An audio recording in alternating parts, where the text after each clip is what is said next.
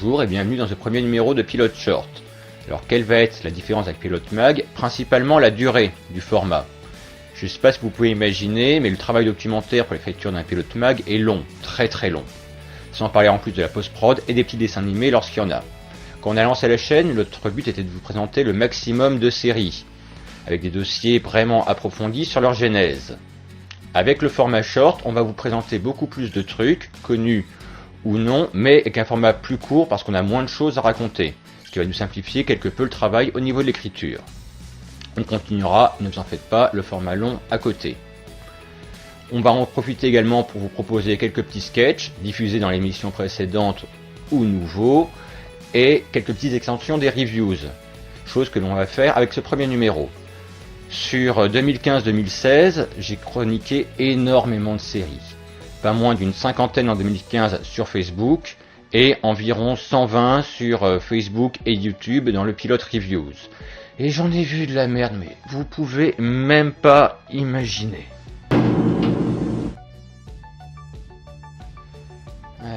On va pas faire la présentation sous forme d'un top parce que tout est vraiment mauvais et c'est pas vraiment le lieu de hiérarchiser tout ça. On va commencer tout de suite par une série sortie sur la Fox qui a quelque peu pour moi raté son début d'année. Beaucoup de mauvaises séries, mais celle dont on va parler est vraiment très mauvaise. Ça a même d'ailleurs été la première série annulée de 2015. Enfin, 2015-2016. Généralement, quand les scénaristes n'ont pas d'idée, ils vont adapter un livre ou une bande dessinée. S'ils ont vraiment pas d'idée, ils vont adapter un film lui-même tiré d'un bouquin et cracher dessus allègrement. En 2040, des scientifiques décèlent chez Agatha et ses frères jumeaux Dash et Arthur un potentiel qui dépasse la simple télépathie. Ils sont capables de voir des meurtres dans le futur. Ainsi va naître le programme Pre-Crime qui permettra l'arrestation de centaines de tueurs en devenir. Le problème, c'est que techniquement, ces meurtres n'ont jamais eu lieu. Le programme est donc démantelé et la fratrie rendue à la vie civile. Dash est séparé de son frère jumeau et sans lui, son don est incomplet. Il peut voir des scènes de crime à venir mais ne peut mettre un nom sur les victimes ou les meurtriers. Il va tout de même essayer de sauver les gens malgré la désapprobation de sa sœur et va pour cela faire équipe avec l'enquêtrice Lara Vega. Bon, il n'y a pas à tortiller quand c'est mauvais, mais enfin, c'en est même désespérant quoi, c'est...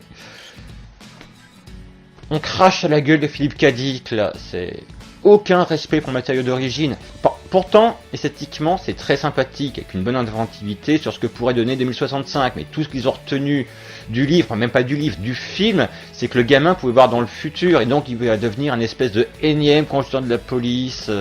C'est vu et revu au niveau du scénario, et puis on n'arrête pas de nous ressortir ces putains de consultants, c'est chiant. C'est bancal, c'est prévisible, on s'attache même pas au personnage, c'est acheté. D'ailleurs, c'était très vite jeté. On a eu droit à beaucoup de très mauvaises sitcoms cette année. Enfin, par exemple, le remake de La Fête à la Maison, ou encore Crowded. Mais là, en fait, c'est juste la déception. Parce que s'il y a bien un acteur qui avait été révélé par la Community, c'est bien Ken Jeong. Et on en attendait beaucoup. Le docteur Ken Park est médecin dans un cabinet médical, mais également père de famille. Le jour où sa fille obtient son permis de conduire, il accepte à contre-cœur de lui laisser les clés de la voiture, mais ne peut s'empêcher d'installer une application sur son portable pour espionner sa fille. Cette série aurait pu être bien. Il lui manque pas grand-chose. Être sortie dans les années 80.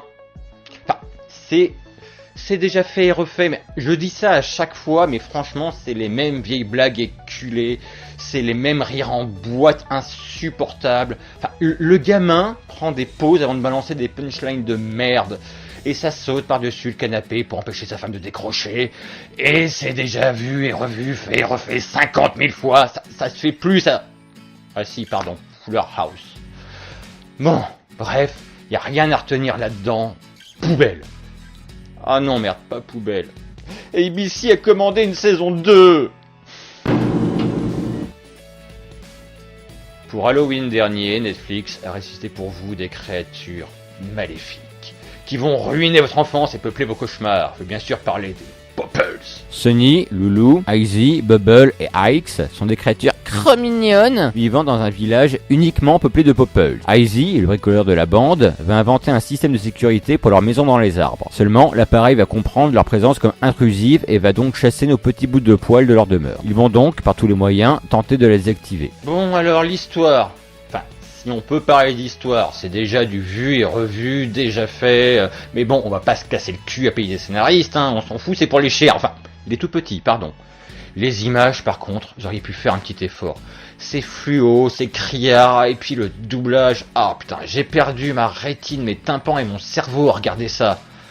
Mais cette série me pose une grande question. Pourquoi les Popples? Pourquoi ne pas créer un nouveau personnage pour dessin animé, pour ce nouvel univers? À mon avis, ils ont voulu se caler sur My Little Pony. Sauf que dans My Little Pony, c'est réussi.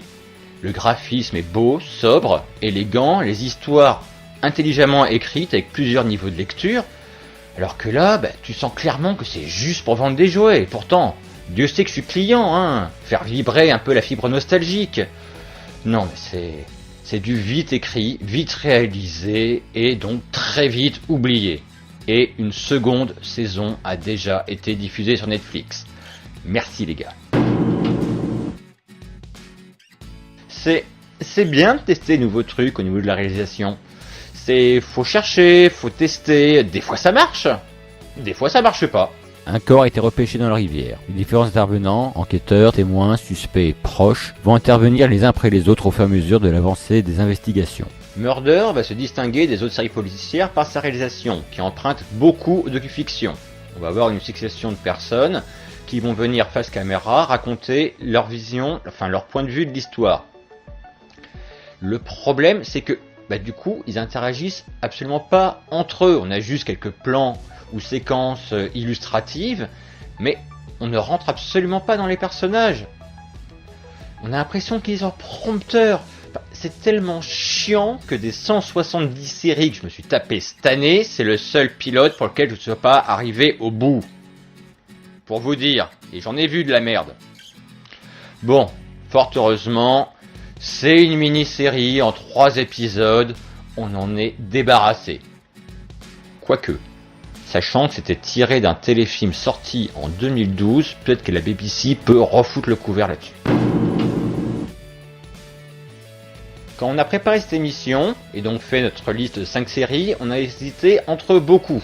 Par exemple, on avait quoi? On avait Angel from Hell, où en gros c'est l'histoire de Joséphine en gardien, mais bourré. On avait quoi? Of King and Prophets, l'histoire de David, mais vraiment réalisé avec les pieds, quoi. Genre, on voit que les acteurs portent des perruques. Qu'est-ce qu'il y avait d'autre déjà? Ah, This is Legend of Tomorrow. Tu prends tous les super-héros de seconde zone, n'en absolument rien à foutre, tu formes une équipe avec, et tu les fais voyager dans le temps avec Rory de Doctor Who. Non, finalement, on a jeté notre dévolu sur Criminal Minds Beyond Border. Que faire lorsque vous vous retrouvez dans la merde à l'étranger? Genre, vous vous faites kidnapper en Thaïlande. Si vous êtes américain, le FBI intervient également dans de lointaines contrées. Comment dire? Déjà, c'est plat. On tire des vieilles ficelles usées jusqu'à la corde.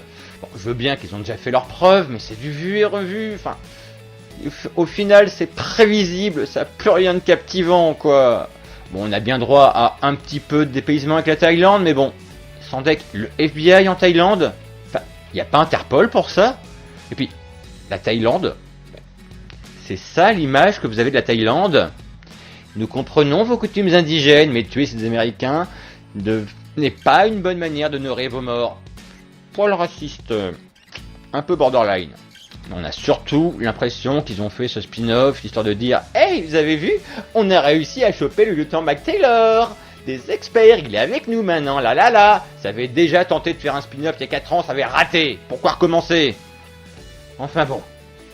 Poubelle. Oh non merde, pas poubelle, ils ont commandé une saison 2.